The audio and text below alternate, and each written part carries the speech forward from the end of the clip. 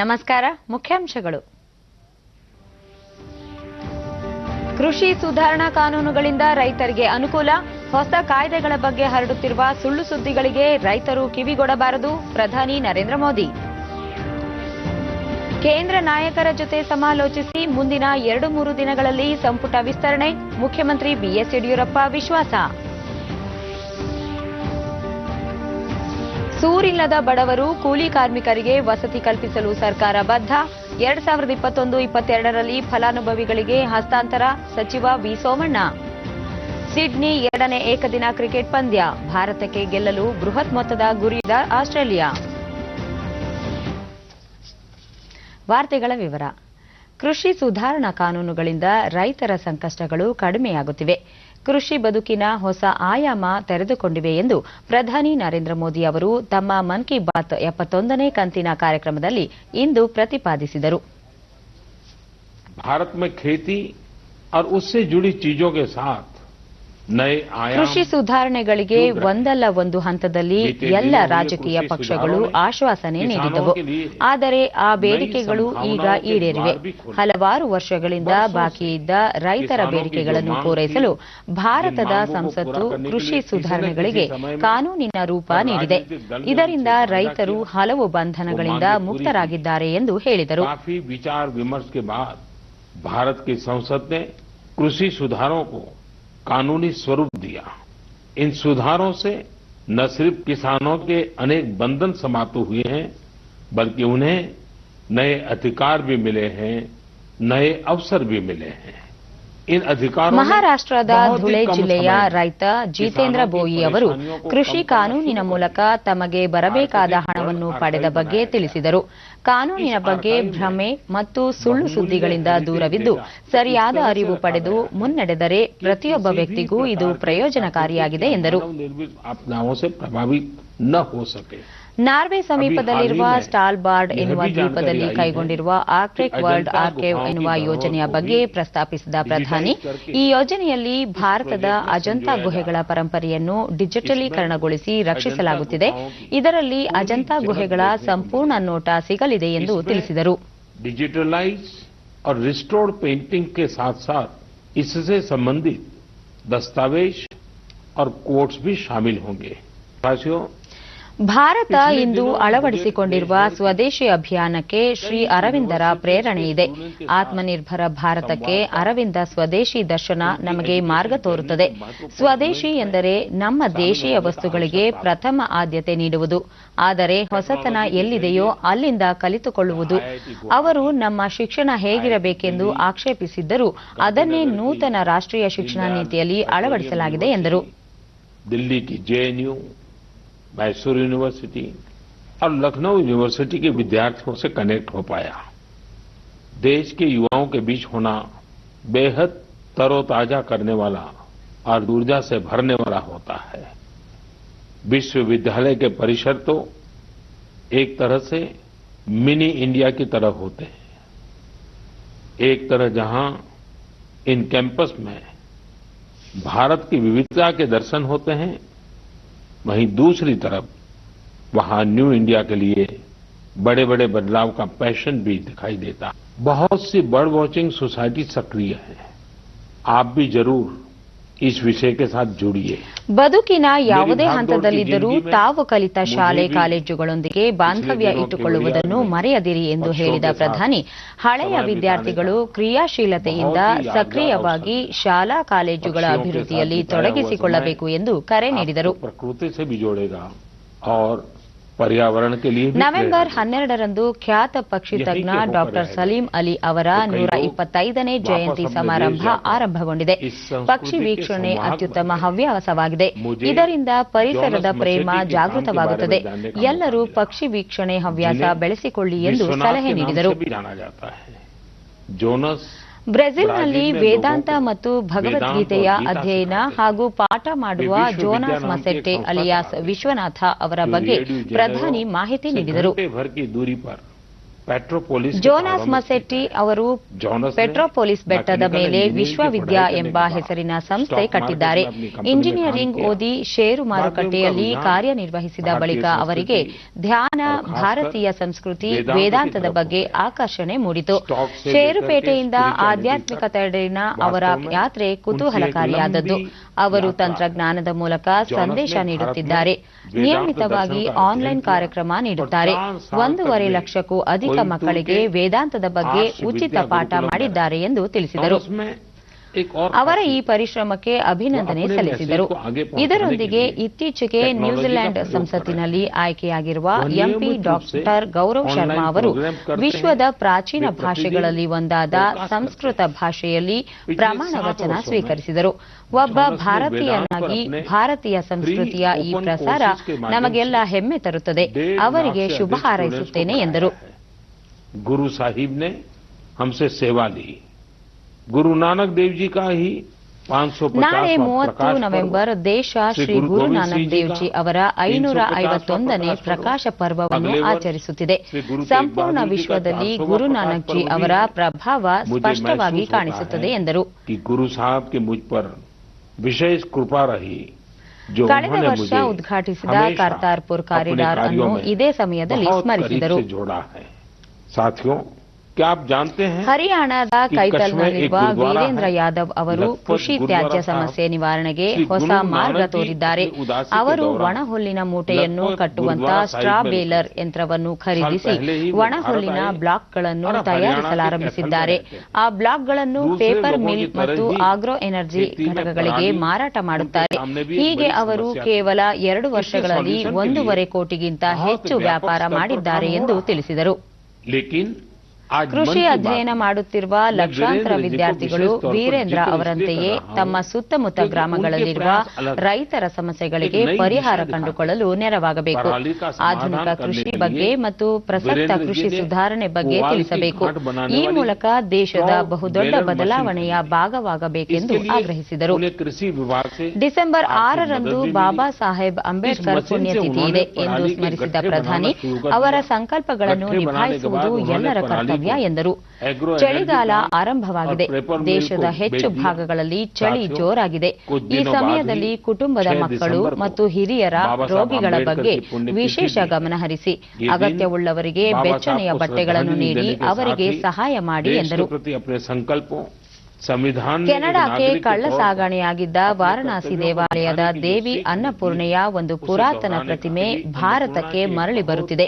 ಈ ಮೂರ್ತಿಯನ್ನು ಸುಮಾರು 100 ವರ್ಷಗಳಿಗೂ ಹಿಂದೆ 1913ರ ಆಸುಪಾಸು ಕಳ್ಳತನ ಮಾಡಲಾಗಿತ್ತು. ಮರಳಿ ತರಲು ಕೈ ಜೋಡಿಸಿದ ಕೆನಡಾ ಸರ್ಕಾರ ಮತ್ತು ಎಲ್ಲ ಜನರಿಗೆ ನಾನು ಕೃತಜ್ಞತೆ ಸಲ್ಲಿಸುತ್ತೇನೆ ಎಂದರು.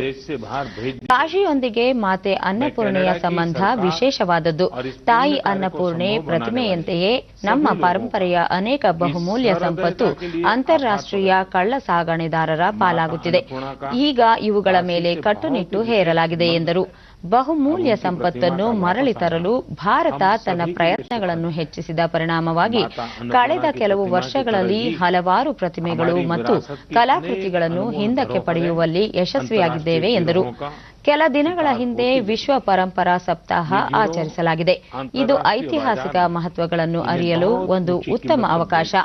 ಇಂದು ದೇಶದ ವಸ್ತು ಸಂಗ್ರಹಾಲಯಗಳು ಮತ್ತು ಗ್ರಂಥಾಲಯಗಳಲ್ಲಿ ಸಂಪೂರ್ಣ ಡಿಜಿಟಲೀಕರಣ ಕಾರ್ಯ ಆರಂಭವಾಗಿದೆ.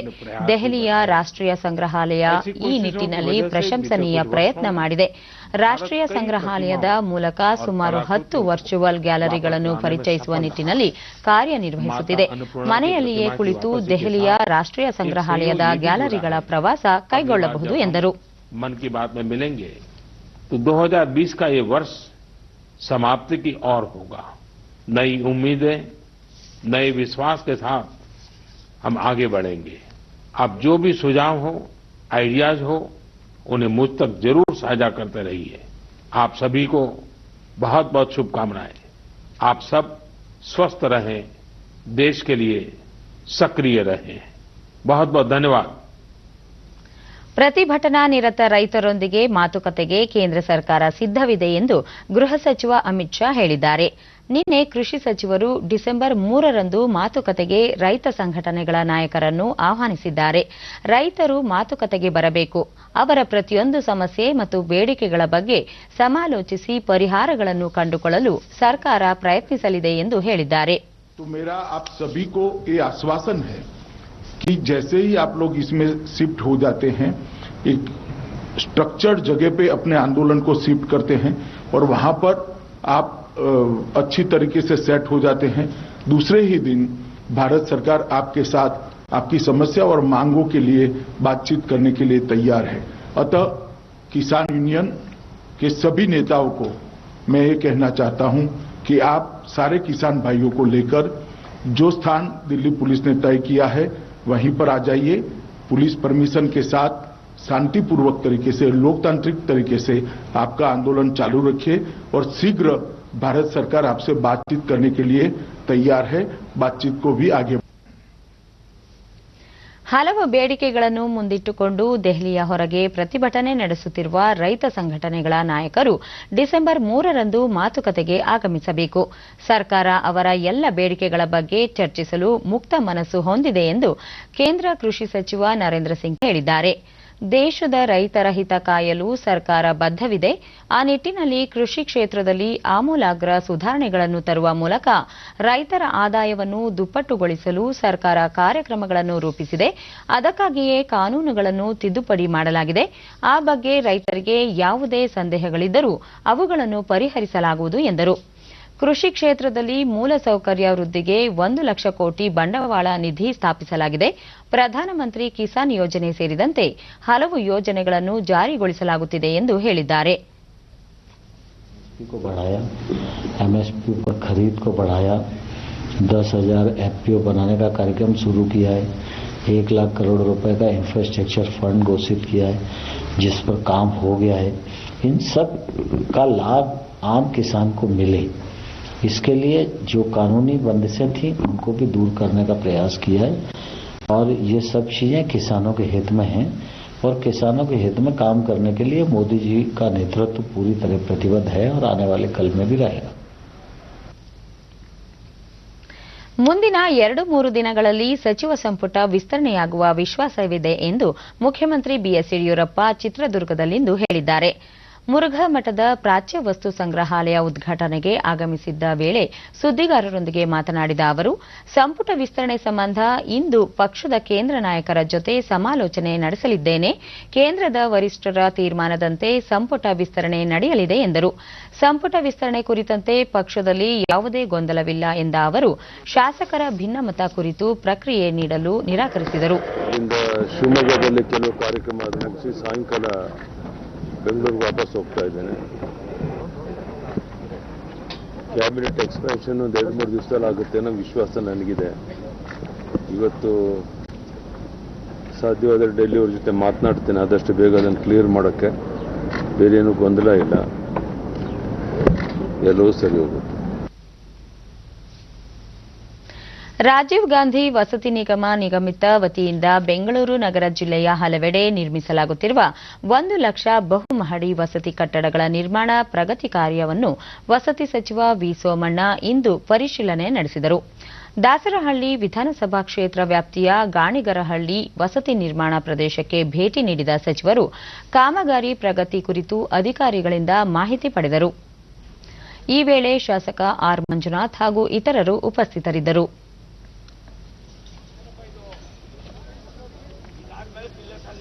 ಬಳಿಕ ಸಚಿವ ಸೋಮಣ್ಣ, ಪ್ರಧಾನಿ ಹಾಗೂ ಮುಖ್ಯಮಂತ್ರಿಗಳ ಆಶಯದಂತೆ ರಾಜ್ಯದಲ್ಲಿ ವಸತಿ ರಹಿತ ಬಡವರು, ಕೂಲಿ ಕಾರ್ಮಿಕರಿಗೆ ವಸತಿ ಕಲ್ಪಿಸುವಲ್ಲಿ ಸರ್ಕಾರ ಬದ್ಧವಾಗಿದೆ.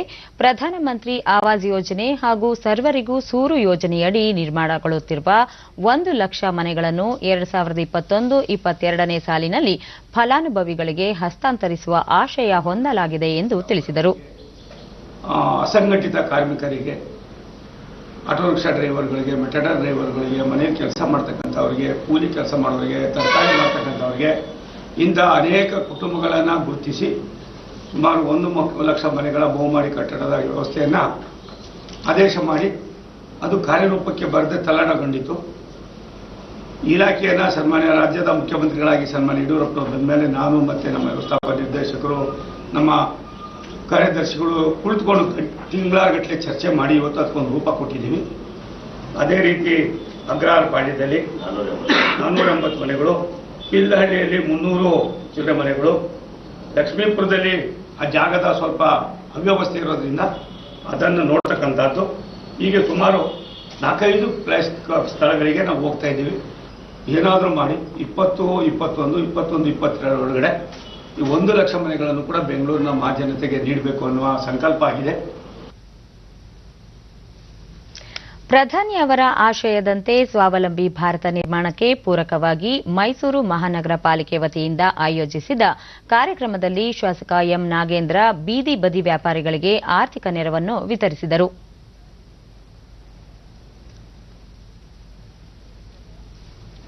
ಬಳಿಕ ಅವರು ಬೀದಿ ಬದಿ ವ್ಯಾಪಾರಿಗಳನ್ನು ಆರ್ಥಿಕವಾಗಿ ಪ್ರೋತ್ಸಾಹಿಸುವ ನಿಟ್ಟಿನಲ್ಲಿ ಈ ಯೋಜನೆ ಉಪಯುಕ್ತವಾಗಿದ್ದು, ವ್ಯಾಪಾರಿಗಳು ಅದರ ಲಾಭವನ್ನು ಸಮರ್ಪಕವಾಗಿ ಬಳಸಿಕೊಳ್ಳಬೇಕು ಎಂದರು.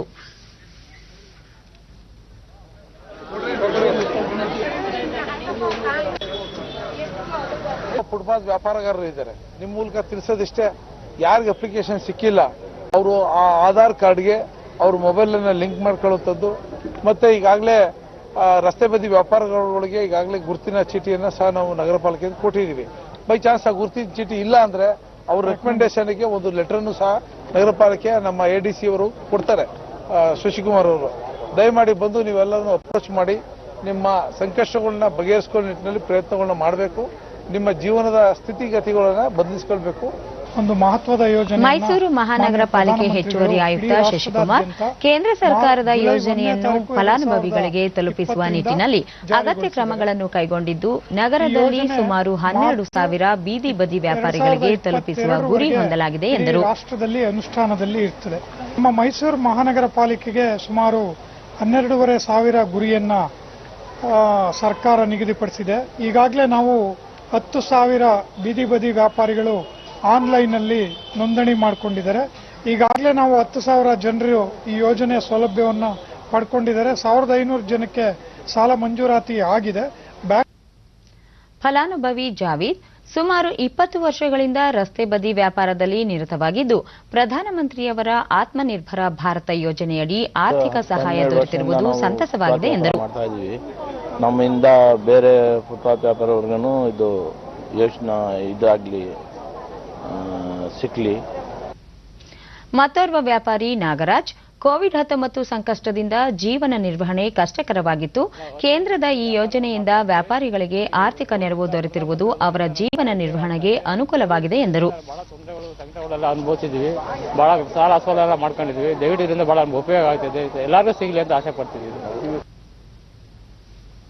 2020-21ನೇ ಹಣಕಾಸು ವರ್ಷದ 2ನೇ ತ್ರೈಮಾಸಿಕದಲ್ಲಿ ಭಾರತಕ್ಕೆ $28,102 ಮಿಲಿಯನ್ ವಿದೇಶಿ ನೇರ ಬಂಡವಾಳ FDI ಹರಿದು ಬಂದಿದೆ. ಇದರಲ್ಲಿ FDI ಷೇರುಗಳ ರೂಪದಲ್ಲಿ $23,441 ಮಿಲಿಯನ್ ದೇಶದಲ್ಲಿ ಹೂಡಿಕೆಯಾಗಿದೆ. ಇದರಿಂದಾಗಿ 2020-21ನೇ ಹಣಕಾಸು ವರ್ಷದಲ್ಲಿ ಸೆಪ್ಟೆಂಬರ್ ಅಂತ್ಯದವರೆಗೆ ಒಟ್ಟಾರೆ $30,004 ಮಿಲಿಯನ್ FDI ಹರಿದು ಬಂದಿದ್ದು, ಕಳೆದ ಸಾಲಿಗೆ ಹೋಲಿಸಿದರೆ ಇದು ಶೇಕಡಾ 15ರಷ್ಟು ಹೆಚ್ಚಳವಾಗಿದೆ.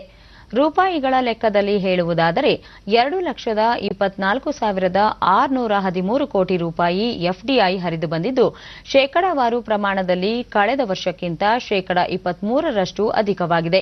ಈ ವರ್ಷದ ಆಗಸ್ಟ್ ತಿಂಗಳೊಂದರಲ್ಲೇ $17,487 ಮಿಲಿಯನ್ ವಿದೇಶಿ ನೇರ ಬಂಡವಾಳ ದೇಶಕ್ಕೆ ಬಂದಿದೆ ಎಂದು ಕೇಂದ್ರ ವಾಣಿಜ್ಯ ಮತ್ತು ಕೈಗಾರಿಕಾ ಸಚಿವಾಲಯ ಪ್ರಕಟಿಸಿದೆ. ನಾಳೆ ನಡೆಯಲಿರುವ ಶಾಂಘೈ ಸಹಕಾರ ಸಂಸ್ಥೆಯ ಸದಸ್ಯ ರಾಷ್ಟ್ರಗಳ ಸರ್ಕಾರಗಳ ಮುಖ್ಯಸ್ಥರ 19ನೇ ಸಭೆಯ ಅಧ್ಯಕ್ಷತೆಯನ್ನು ಉಪರಾಷ್ಟ್ರಪತಿ ಎಂ ವೆಂಕಯ್ಯ ನಾಯ್ಡು ವಹಿಸಲಿದ್ದಾರೆ. 2017ರಲ್ಲಿ ಭಾರತ SCO ಖಾಯಂ ಸದಸ್ಯತ್ವ ಪಡೆದ ನಂತರ ಅದರ ಅಧ್ಯಕ್ಷತೆಯಲ್ಲಿ ಮೊದಲ ಬಾರಿಗೆ ಶೃಂಗಸಭೆ ಮಟ್ಟದ ಸಭೆ ನಡೆಯುತ್ತಿದೆ. ವ್ಯಾಪಾರ ಮತ್ತು ಆರ್ಥಿಕ ಅಭಿವೃದ್ಧಿಯ ಕಾರ್ಯಸೂಚಿಗಳನ್ನು ಮುಖ್ಯವಾಗಿಟ್ಟುಕೊಂಡು ಈ ವಾರ್ಷಿಕ ಸಭೆಯನ್ನು ನಡೆಸಲಾಗುತ್ತಿದೆ. ಸಭೆಯಲ್ಲಿ ಎಸ್ಸಿಒ ಸದಸ್ಯ ರಾಷ್ಟ್ರಗಳಾದ Russia, China, Kazakhstan, Kyrgyzstan, Tajikistan ಮತ್ತು ಉಜ್ಬೇಕಿಸ್ತಾನ ರಾಷ್ಟ್ರಗಳ ಪ್ರಧಾನಮಂತ್ರಿಗಳು ಭಾಗವಹಿಸಲಿದ್ದಾರೆ. ಶಾಂಘೈ ಸಹಕಾರ ಸಂಸ್ಥೆ ಅತ್ಯಂತ ಪ್ರಮುಖ ಪ್ರಾದೇಶಿಕ ಸಂಸ್ಥೆಯಾಗಿದ್ದು, ಶಾಂತಿ, ಬದ್ಧತೆ, ವ್ಯಾಪಾರ, ಆರ್ಥಿಕತೆ ಮತ್ತು ಸಂಸ್ಕೃತಿ ಸೇರಿದಂತೆ ಹಲವು ವಲಯಗಳಲ್ಲಿ ಸಹಕಾರ ಸಂಬಂಧ ವೃದ್ಧಿಯಲ್ಲಿ ಮಹತ್ವದ ಪಾತ್ರ ವಹಿಸುತ್ತಿವೆ. ಪ್ರಧಾನಿ ನರೇಂದ್ರ ಮೋದಿ ಅವರು ನಾಳೆ ವಾರಣಾಸಿಗೆ ಭೇಟಿ ನೀಡಲಿದ್ದಾರೆ. ಅವರು ಹೊಸದಾಗಿ ಅಭಿವೃದ್ಧಿಪಡಿಸಿರುವ ವಾರಣಾಸಿ ಪ್ರಯಾಗ್ರಾಜ್ ನಡುವಿನ 6 ಪಥಗಳ ರಾಷ್ಟ್ರೀಯ ಹೆದ್ದಾರಿಯ ಮಾರ್ಗವನ್ನು ರಾಷ್ಟ್ರಕ್ಕೆ ಸಮರ್ಪಿಸಲಿದ್ದಾರೆ. 73 ಕಿಲೋಮೀಟರ್ ಉದ್ದದ ಈ ಹೊಸ ಮಾರ್ಗವನ್ನು 2,447 ಕೋಟಿ ರೂಪಾಯಿ ವೆಚ್ಚದಲ್ಲಿ ಅಭಿವೃದ್ಧಿಪಡಿಸಲಾಗಿದ್ದು, ಇದರಿಂದ ಪ್ರಯಾಗ್ರಾಜ್ ಮತ್ತು ವಾರಣಾಸಿ ನಡುವಿನ ಪ್ರಯಾಣದ ಅವಧಿ 1 ಗಂಟೆಗೆ ಇಳಿಕೆಯಾಗಲಿದೆ. ಇದೇ ವೇಳೆ ಪ್ರಧಾನಿಯವರು ಕಾಶಿ ವಿಶ್ವನಾಥ ದೇವಾಲಯ ಕಾರಿಡಾರ್ ಯೋಜನಾ ಸ್ಥಳಕ್ಕೆ ಭೇಟಿ ನೀಡುವರು. ವಾರಣಾಸಿಯಲ್ಲಿ ಪ್ರತಿ ವರ್ಷ ಕಾರ್ತಿಕ ಪೌರ್ಣಮಿಯಂದು ಆಚರಿಸುವ ವಿಶ್ವವಿಖ್ಯಾತ ದೇವ ದೀಪಾವಳಿ ಆಚರಣೆಯಲ್ಲಿ ಅವರು ಭಾಗವಹಿಸಲಿದ್ದಾರೆ. ಪ್ರಧಾನಿ ಅವರು ವಾರಣಾಸಿಯ ರಾಜ್ಘಾಟ್ನಲ್ಲಿ ದೀಪ ಹಚ್ಚುವ ಮೂಲಕ ಗಂಗಾ ನದಿಯ ಇಕ್ಕೆಲಗಳಲ್ಲಿ 11 ಲಕ್ಷ ದೀಪಗಳನ್ನು ಬೆಳಗಿಸಲು ಚಾಲನೆ ನೀಡಲಿದ್ದಾರೆ. ಕೇಂದ್ರ ಗೃಹ ಸಚಿವ ಅಮಿತ್ ಶಾ ಇಂದು ಹೈದರಾಬಾದ್ ಮಹಾನಗರ ಪಾಲಿಕೆ ಚುನಾವಣೆ ಪ್ರಚಾರದಲ್ಲಿ ಪಾಲ್ಗೊಂಡಿದ್ದರು. ಪ್ರಚಾರದ ಅಂಗವಾಗಿ ಭಾರತೀಯ ಜನತಾ ಪಕ್ಷ ಏರ್ಪಡಿಸಿದ್ದ ರೋಡ್ ಶೋದಲ್ಲಿ ಭಾಗಿಯಾದರು.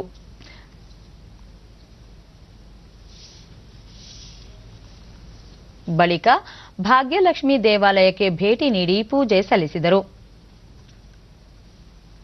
ಹೈದರಾಬಾದ್ ಮಹಾನಗರ ಪಾಲಿಕೆಗೆ ಡಿಸೆಂಬರ್ 1ರಂದು ಚುನಾವಣೆ ನಡೆಯಿತು.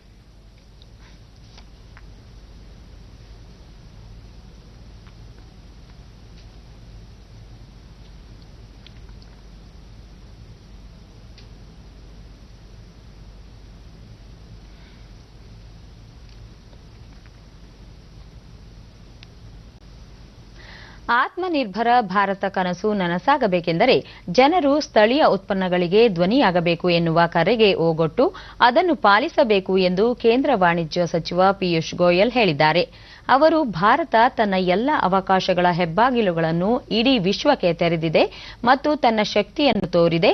ದೇಶದೊಳಗೆ ತನ್ನ ಶಕ್ತಿಯನ್ನು ವೃದ್ಧಿಸುವ ಜೊತೆಗೆ ಬಂಡವಾಳ ಹೂಡಿಕೆಗೆ, ಕೌಶಲ್ಯ ಮತ್ತು ತಂತ್ರಜ್ಞಾನಗಳ ಬಳಕೆಗೆ ಹೆಚ್ಚಿನ ಆದ್ಯತೆ ನೀಡುತ್ತಿದೆ ಎಂದು ಹೇಳಿದರು. ಆತ್ಮನಿರ್ಭರ ಭಾರತ ಸಾಧನೆಯಲ್ಲಿ ತಂತ್ರಜ್ಞಾನ ಅತ್ಯಂತ ಪ್ರಮುಖ ಪಾತ್ರ ವಹಿಸಲಿದೆ. ಭಾರತ ನವೋದ್ಯಮಗಳಿಗೆ ಮತ್ತು ಹೊಸ ಕೈಗಾರಿಕೆಗಳಿಗೆ ಎಲ್ಲ ರೀತಿಯ ಬೆಂಬಲ ಪ್ರಕಟಿಸಿದೆ. ಉದ್ಯಮಗಳಲ್ಲಿ ತಂತ್ರಜ್ಞಾನ ಅಳವಡಿಕೆಗಳಿಗೆ ಪೂರಕ ವಾತಾವರಣಗಳನ್ನು ಸೃಷ್ಟಿಸಲಾಗುತ್ತಿದೆ ಎಂದು ಅವರು ಹೇಳಿದರು. ಭಾರತ ಹಲವು ದೇಶಗಳೊಂದಿಗೆ ಮುಕ್ತ ವ್ಯಾಪಾರ ಒಪ್ಪಂದಗಳ ಮೂಲಕ ತನ್ನ ಶಕ್ತಿಯನ್ನು ವೃದ್ಧಿಸಿಕೊಳ್ಳುತ್ತಿದೆ. ಇದರಿಂದ ಭಾರತದ ಉತ್ಪನ್ನಗಳಿಗೆ ವಿದೇಶಗಳಲ್ಲಿ ಮಾರುಕಟ್ಟೆ ಲಭ್ಯವಾಗುವುದಲ್ಲದೆ ಉನ್ನತ ತಂತ್ರಜ್ಞಾನವನ್ನು ಬಳಸಿಕೊಳ್ಳಲು ನೆರವಾಗಲಿದೆ ಎಂದು ಪಿಯೂಷ್ ಗೋಯಲ್ ತಿಳಿಸಿದರು. ಕೋವಿಡ್-19 ಸೋಂಕು ಭೀತಿಯ ಪರಿಣಾಮ ಕೇಂದ್ರ ಕಾರ್ಮಿಕ ಮತ್ತು ಉದ್ಯೋಗ ಇಲಾಖೆಯು ಸುಮಾರು 35 ಲಕ್ಷ ಪಿಂಚಣಿದಾರರಿಗೆ ಅನುಕೂಲವಾಗುವಂತೆ ಜೀವಿತ ಪ್ರಮಾಣ ಪತ್ರ ಸಲ್ಲಿಸುವ ಅವಧಿಯನ್ನು 2021ರ ಫೆಬ್ರವರಿ 21ರವರೆಗೆ ವಿಸ್ತರಣೆ ಮಾಡಿದೆ. ಎಲ್ಲ ಪಿಂಚಣಿದಾರರಿಗೂ ಈ ಸಡಿಲಿಕೆ ಅನ್ವಯವಾಗಲಿದೆ. ಪ್ರಸ್ತುತ ಪಿಂಚಣಿದಾರರು ನವೆಂಬರ್ 30ರವರೆಗೆ ಯಾವುದೇ ಸಮಯದಲ್ಲಿ ಜೀವಿತ ಪ್ರಮಾಣ ಪತ್ರವನ್ನು ಸಲ್ಲಿಸಬಹುದಾಗಿತ್ತು. ಇದು ವಿತರಣೆಯ ದಿನಾಂಕದಿಂದ 1 ವರ್ಷದ ಅವಧಿಗೆ ಮಾನ್ಯವಾಗಿರಲಿದೆ. ಪಿಂಚಣಿ ವಿತರಣಾ ಬ್ಯಾಂಕುಗಳ ಶಾಖೆಗಳು 1.36 ಲಕ್ಷ ಅಂಚೆ ಕಚೇರಿಗಳು ಸೇರಿದಂತೆ ಅಂಚೆ ಜಾಲ ಮತ್ತು ಅಂಚೆ ಇಲಾಖೆಯ ಗ್ರಾಮೀಣ ಅಂಚೆ ಸೇವಕರು ಸೇರಿ ಬಹು ವಿಧಾನಗಳಲ್ಲಿ ಪಿಂಚಣಿದಾರರು ಜೀವಿತ ಪ್ರಮಾಣ ಪತ್ರ ಸಲ್ಲಿಸಬಹುದಾಗಿದೆ. ಕೇಂದ್ರ ಕಾರ್ಮಿಕ ಮತ್ತು ಉದ್ಯೋಗ ಖಾತೆ ಸಚಿವ ಸಂತೋಷ್ ಗಂಗ್ವಾರ್ ಸುಮಾರು 35 ಲಕ್ಷ ಪಿಂಚಣಿದಾರರಿಗೆ ಅನುಕೂಲವಾಗುವಂತೆ ಕಾರ್ಯವಿಧಾನ ಸರಳೀಕರಣಗೊಳಿಸಲಾಗಿದ್ದು, ನವೆಂಬರ್ ತಿಂಗಳಲ್ಲಿ ಜೀವಿತ ಪ್ರಮಾಣ ಪತ್ರವನ್ನು ಸಲ್ಲಿಸಲಾಗದ ಪಿಂಚಣಿದಾರರಿಗೆ ಪಿಂಚಣಿ ಮೊತ್ತವನ್ನು ಸ್ಥಗಿತಗೊಳಿಸುವುದಿಲ್ಲ ಎಂದು ತಿಳಿಸಿದ್ದಾರೆ. ದೇಶದಲ್ಲಿ ಕಳೆದ 24 ಗಂಟೆಗಳಲ್ಲಿ 41,810 ಕೊರೋನಾ ಸೋಂಕು ಪ್ರಕರಣಗಳು ಪತ್ತೆಯಾಗಿದ್ದು, ಒಟ್ಟು ಸೋಂಕಿತರ ಸಂಖ್ಯೆ 93,92,920ಕ್ಕೆ ಏರಿಕೆಯಾಗಿದೆ. ಸೋಂಕಿತರ ಚೇತರಿಕೆ ಪ್ರಮಾಣದಲ್ಲಿ ಏರಿಕೆಯಾಗುತ್ತಿದೆ.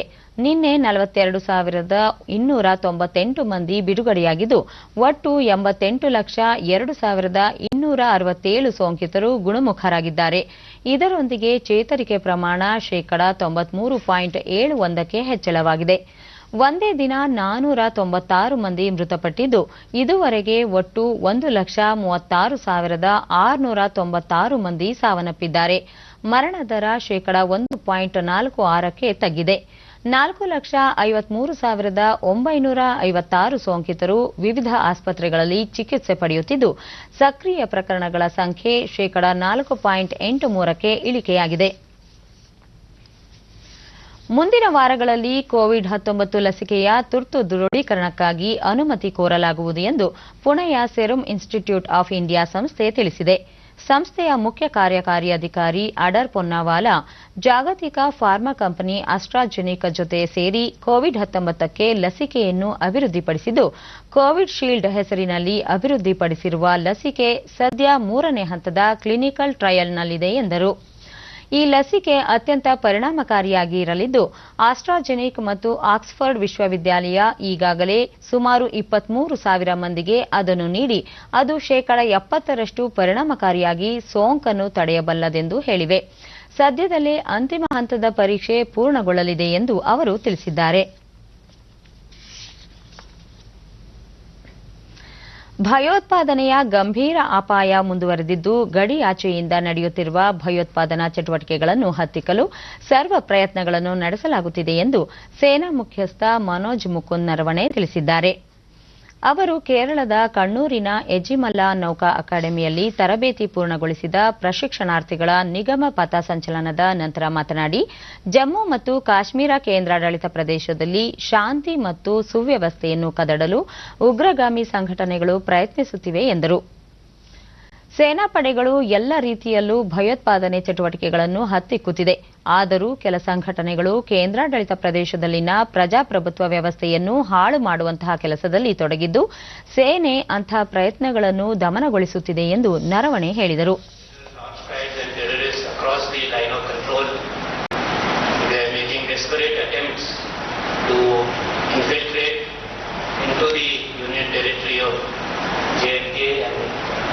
Try to create as much trouble as possible and to disrupt the normal democratic processes that we cherish.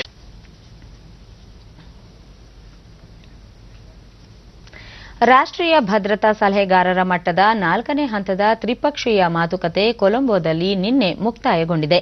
2 ದಿನಗಳ ಸಭೆಯಲ್ಲಿ ಭಾರತದ ರಾಷ್ಟ್ರೀಯ ಭದ್ರತಾ ಸಲಹೆಗಾರ ಅಜಿತ್ ದೋವಲ್ ಭಾಗಿಯಾಗಿದ್ದರು. ಭಾರತ, ಶ್ರೀಲಂಕಾ ಹಾಗೂ ಮಾಲ್ಡೀವ್ಸ್ ದೇಶಗಳ ನಡುವೆ ಸಮುದ್ರ ಭದ್ರತೆ ಮತ್ತು ಸಹಕಾರಕ್ಕೆ ಸಂಬಂಧಿಸಿ ಮಾತುಕತೆ ನಡೆಸಲಾಯಿತು. ಸಮುದ್ರದ ಗಡಿ ಪ್ರದೇಶಗಳ ಕುರಿತು ಅರಿವು, ಮಾನವೀಯತೆಯ ಆಧಾರದ ಮೇಲೆ ನೆರವು, ವಿಪತ್ತು ಪರಿಹಾರ ಮತ್ತು ಜಂಟಿ ಸಮರಾಭ್ಯಾಸ ಮತ್ತು ಸಮುದ್ರ ಮಾಲಿನ್ಯ ನಿಯಂತ್ರಣದ ಕುರಿತು ಚರ್ಚೆ ಮಾಡಲಾಯಿತು. ಸಿಡ್ನಿಯಲ್ಲಿ ನಡೆಯುತ್ತಿರುವ ಭಾರತದ ವಿರುದ್ಧದ 2ನೇ ಏಕದಿನ ಪಂದ್ಯದಲ್ಲಿ ಆತಿಥೇಯ ಆಸ್ಟ್ರೇಲಿಯಾ 389 ರನ್ಗಳ ಬೃಹತ್ ಮೊತ್ತ ಪೇರಿಸಿದೆ. ಟಾಸ್ ಗೆದ್ದು ಬ್ಯಾಟಿಂಗ್ ಆಯ್ದುಕೊಂಡ ಆಸ್ಟ್ರೇಲಿಯಾ ಆರಂಭಿಕ ಆಟಗಾರರಾದ ಡೇವಿಡ್ ವಾರ್ನರ್ ಮತ್ತು ಆರೋನ್ ಪಿಂಚ್ ಅವರ ಉತ್ತಮ ಜೊತೆಯಾಟದಿಂದ ಬೃಹತ್ ಮೊತ್ತ ಕಲೆ ಹಾಕುವತ್ತ ಸಾಗಿತು. ತಂಡ 142 ರನ್ ಗಳಿಸಿದಾಗ ಮೊದಲ ವಿಕೆಟ್ ಪತನವಾಯಿತು. ಆ ನಂತರವೂ ಆಸ್ಟ್ರೇಲಿಯಾ ಆಟಗಾರರು ಉತ್ತಮ ಆಟ ಪ್ರದರ್ಶಿಸಿದರು. ಸ್ಟೀಫನ್ ಸ್ಮಿತ್ ಭರ್ಜರಿ ಶತಕ ದಾಖಲಿಸಿದರು. ನಿಗದಿತ 50 ಓವರ್ಗಳಲ್ಲಿ ಆಸ್ಟ್ರೇಲಿಯಾ 4 ವಿಕೆಟ್ ನಷ್ಟಕ್ಕೆ 389 ರನ್ ಗಳಿಸಿದ್ದು, ಗೆಲ್ಲಲು ಭಾರತಕ್ಕೆ 390 ರನ್ಗಳ ಗುರಿ ಒಡ್ಡಿದೆ. ಮೊದಲ ಏಕದಿನ ಪಂದ್ಯದಲ್ಲಿ ಆಸ್ಟ್ರೇಲಿಯಾ ವಿರುದ್ಧ ಭಾರತ ಸೋಲುಂಡ ಕಾರಣ ಈ ಪಂದ್ಯದಲ್ಲಿ ಗೆಲ್ಲಲೇಬೇಕಾದ ಅನಿವಾರ್ಯವಿದೆ. ಇಲ್ಲವಾದರೆ 3 ಪಂದ್ಯಗಳ ಸರಣಿ ಕೈತಪ್ಪಲಿದೆ.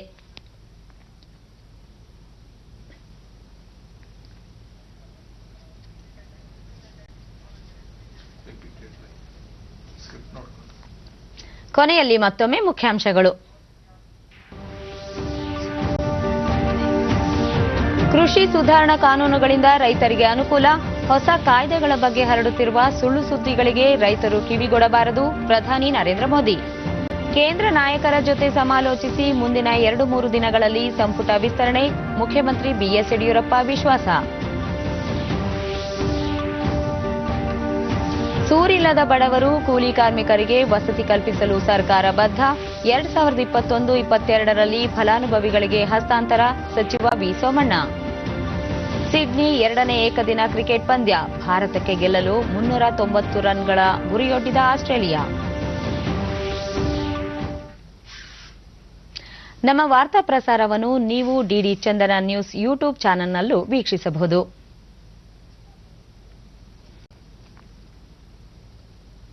ನಮ್ಮ ಮುಂದಿನ ವಾರ್ತಾ ಪ್ರಸಾರ ಸಂಜೆ 4:30ಕ್ಕೆ ಡಿಡಿ ಚಂದನದಲ್ಲಿ. ನಮಸ್ಕಾರ.